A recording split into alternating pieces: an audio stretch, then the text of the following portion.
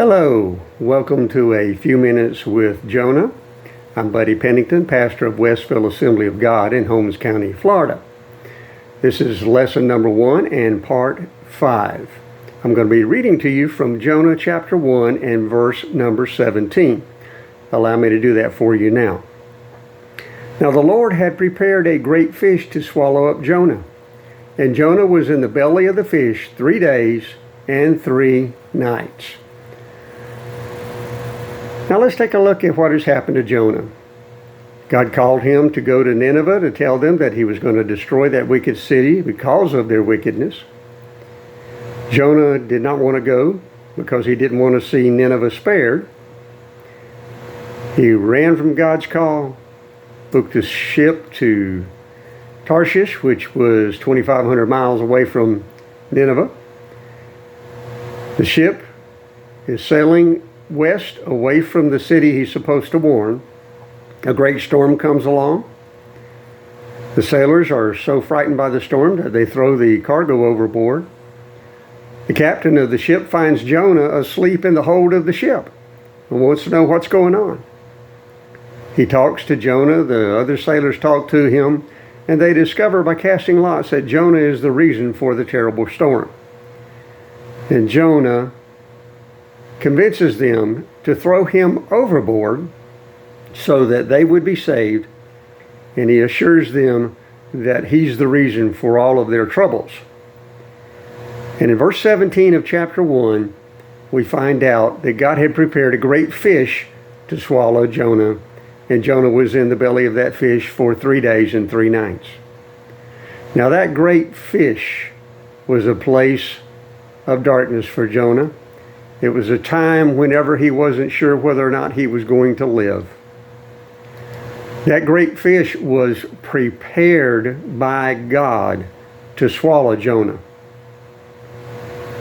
I'd like to point something out to you here. Sometimes God prepares a dark, deep place for us to be in order for us to turn to Him. When Jonah chose to run from God, he was out of God's will.